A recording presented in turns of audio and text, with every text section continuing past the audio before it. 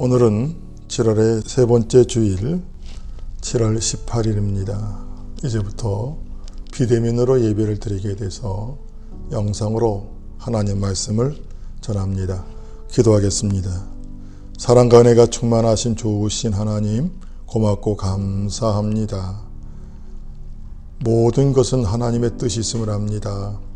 오늘 이 시대가 이런 것도 하나님의 뜻이 있고 이 속에 하나님의 말씀이 있는 것도 분명히 압니다. 하나님, 지금은 어려운 시대, 우리가 더욱더 기도하고 깨어있어 마지막 시대에 하나님께서 우리에게 주시는 귀한 뜻을 깨달을 수 있는 귀한 은혜를 주시기를 하나님 소망하고 기도합니다. 하나님의 교회들, 믿음의 형제들 하나님 지켜주시고 인도하여 주옵소서. 오늘 우리에게 주시는 말씀이 하나님의 음성이 되게 도와주시고 하나님의 뜻을 깨닫는 귀한 시간이 되도록 은혜와 복을 주옵소서.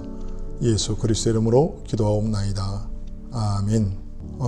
오늘 함께 나눌 하나님의 말씀은 베드로전서 5장 8절로 9절의 말씀입니다. 봉독해 드립니다. 근신하라, 깨어라. 너희 대적 마귀가 우는 사자와 같이 도로다니며 삼킬 자를 찾나니 너희는 믿음을 굳게 하여 저를 대적하라. 이는 세상에 있는 너희 형제들도 동일한 고난을 당하는 줄을 알미니라. 오늘 본문의 말씀에 베드로 사도는 마지막 시대에 사는 그리스도인들에게 어떻게 살아야 될 것인가 하는 것을 말씀해 주고 있습니다. 그런데 공교롭게도 우리가 잘 알지 못하는 말씀으로 베드로는 시작합니다. 그 말씀은 근신하라 하는 말씀입니다.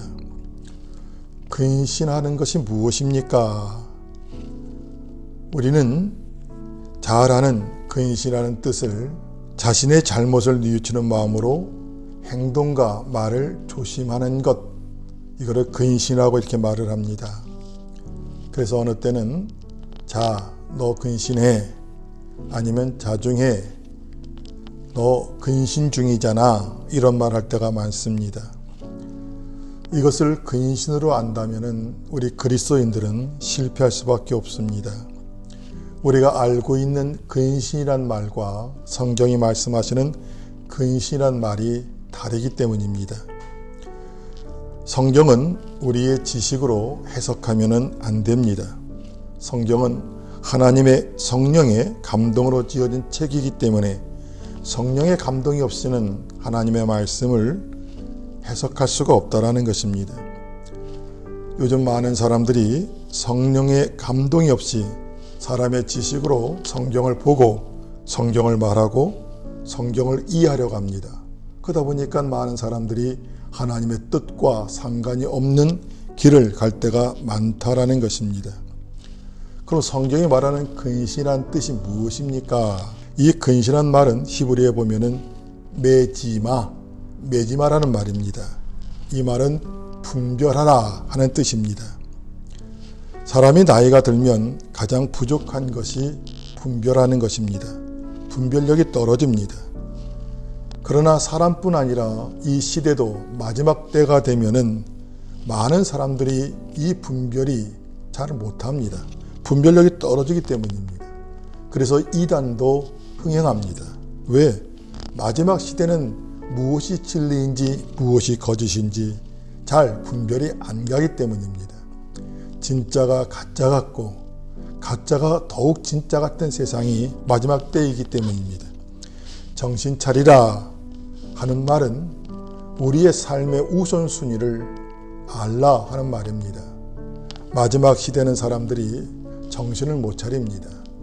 삶에 무엇이 중요한지 무엇이 소중한지를 알지 못하고 행동하며 살아가는 사람들이 많다라는 것입니다. 사도 바울 역시 로마서에서 강조하는 것이 무엇입니까? 로마서 12장 2절의 말씀에 바울은 이렇게 말합니다. 너희는 이 세대를 본받지 말고 오직 마음을 새롭게 함으로 변화를 받아 하나님이 원하시고 하나님이 기뻐하시는 온전하신 뜻이 무엇인가 분별하도록 하라, 이렇게 말씀합니다. 마지막 때에 가장 중요한 것은 분별력입니다. 특히 영적 분별은 굉장히 중요한 것입니다. 우리가 실패한 사람들의 삶을 보면은 이들은 선택의 실패입니다. 선택의 실패는 분별력이 없는 것에서 나오는 것입니다. 반대로 영적으로 승리한 사람들의 모습들은 선택의 성공자들입니다. 선택의 성공은 분별력의 성공입니다. 그리스도인들은 빛을 보되 참 빛을 보는 사람들입니다. 그러면 참 빛을 볼 수 있는 눈이 필요한 것이지요. 그래서 요한 사도는 요한복음 8장 32절에 이런 말을 합니다. 너희가 진리를 알지니 진리가 너희를 자유케 하라. 진리가 무엇입니까? 요한 사도는 분명히 말합니다. 내가 곧 길이요 진리요 생명이니 예수 그리스도가 진리입니다. 많은 사람들은 진리가 무엇인지를 모르고 우리가 이 땅을 살고 있다라는 사실인 것입니다. 진리를 분별하지 못하면 거짓에 속을 수밖에 없는 것입니다. 우리가 믿음의 사람 아브라함을 우리는 기억할 것입니다.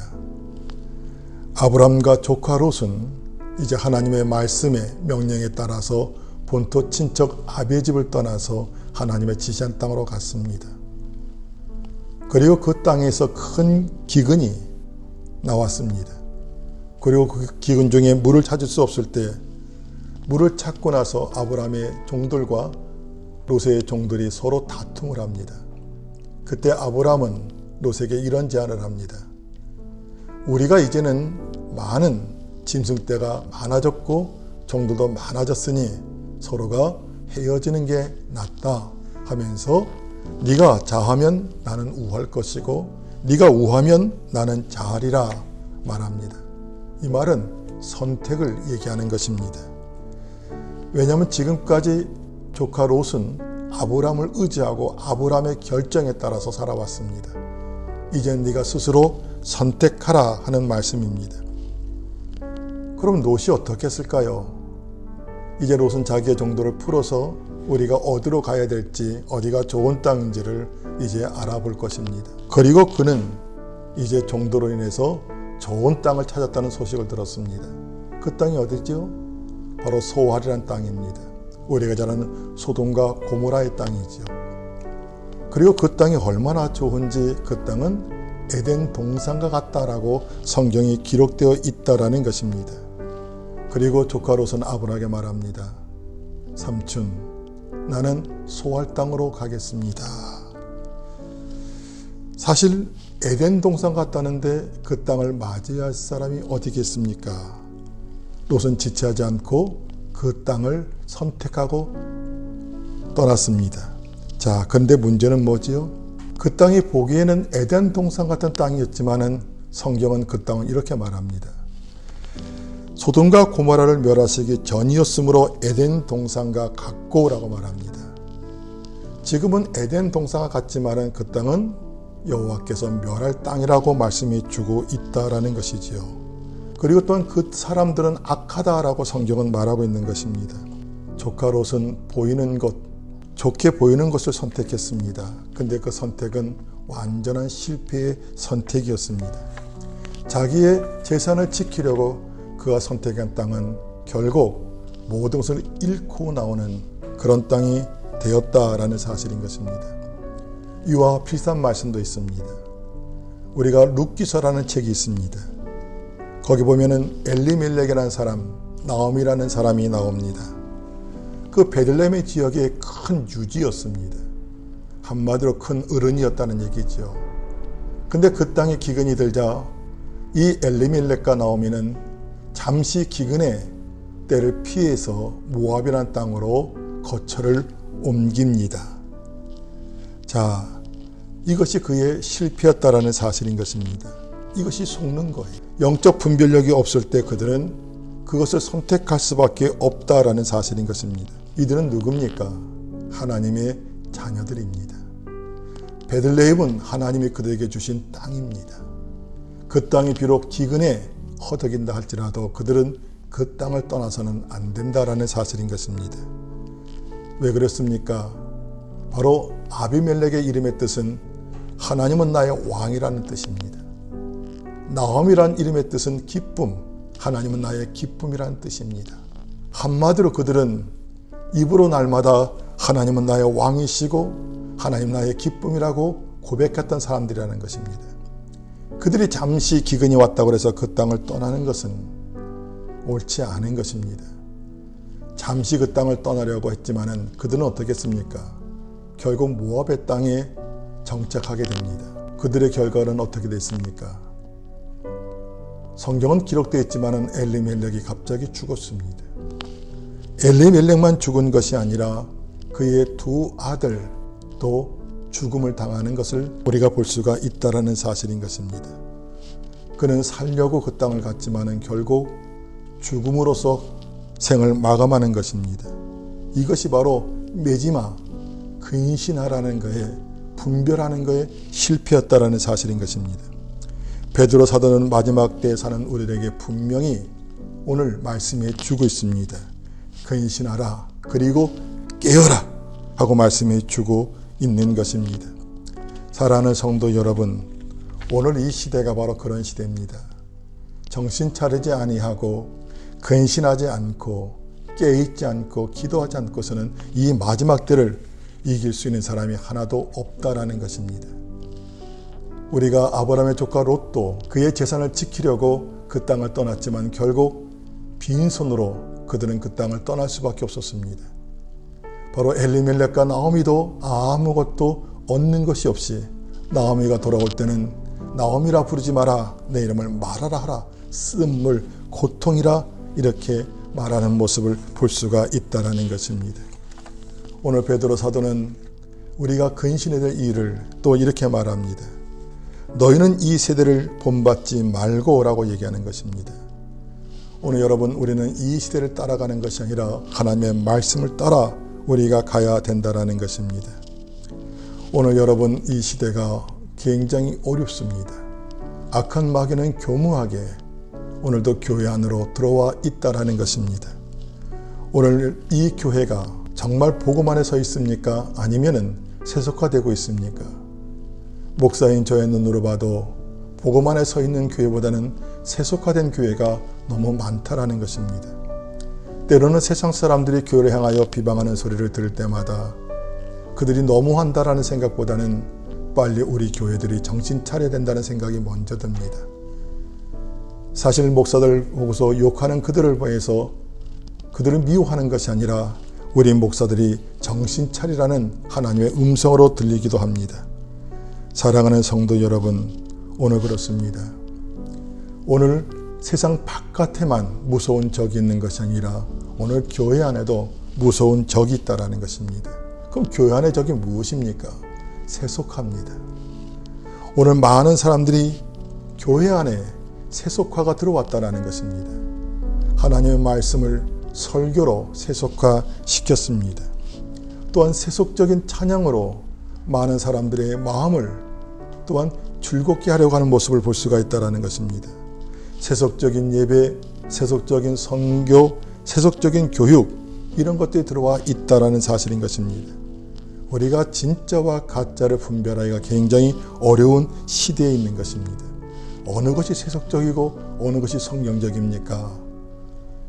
우리가 이 성경적인 것을 분별하기가 그렇게 쉽지가 않다라는 것입니다. 교회는 진리 안에 있어야 됩니다. 진리가 무엇입니까? 진리는 예수 그리스도와 진리입니다. 진리는 하나님의 말씀이 진리입니다. 진리는 바로 복음이 진리다라는 사실인 것입니다. 그래서 이 교회는 모든 것이 진리적이요 복음적으로 이루어져야 된다라는 것입니다. 당연히 교회에서 선포해야 될 것은 복음이지 그 외에 다른 것은 하나도 없는 것입니다. 이제 점점 우리는 힘든 시대 속에 살고 있는 것입니다. 지금 국회에는 이제 평등법, 우리가 잘 아는 차별금지법이라는 법안이 이제 상정되려는 지금 순간에 있습니다.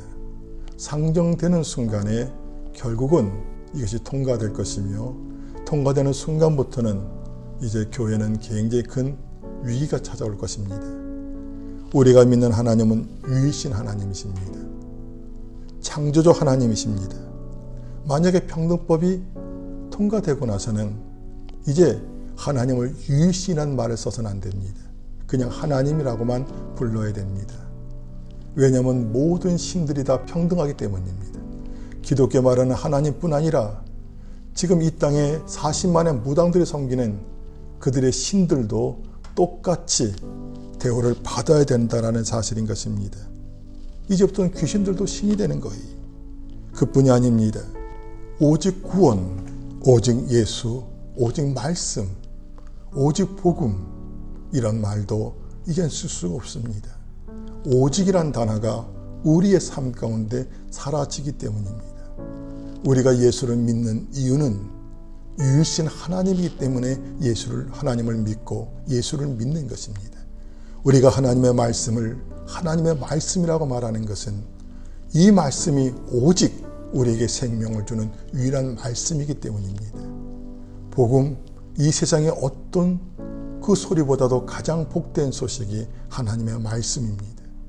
그런데 이제는 그런 말씀조차도 함부로 쓸 수 없는 시대가 찾아온다라는 것입니다. 그만큼 이 시대가 굉장히 어려운 시대 속에 있는 것입니다. 그렇기 때문에 베드로 사도는 마지막 시대에 가장 첫 번째 하신 말씀이 근신하라는 것입니다. 분별하라. 하나님의 뜻이 무엇인지, 하나님의 거룩하시고 기뻐하신 뜻이 무엇인지를 분별하고 살아가는 삶이 가장 중요한 것입니다.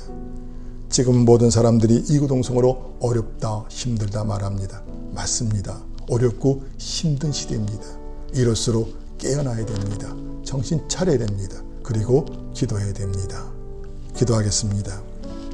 사랑과 은혜가 충만하신 좋으신 하나님, 고맙고 감사함을 드립니다.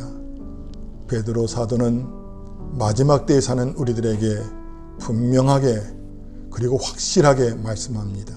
근신하라. 이 근신하라는 말은 분별하라 하는 말씀입니다.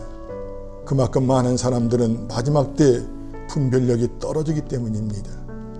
이젠 깨어있는 자만이, 정신 차린 자만이 온전한 뜻을 분별할 수 있습니다.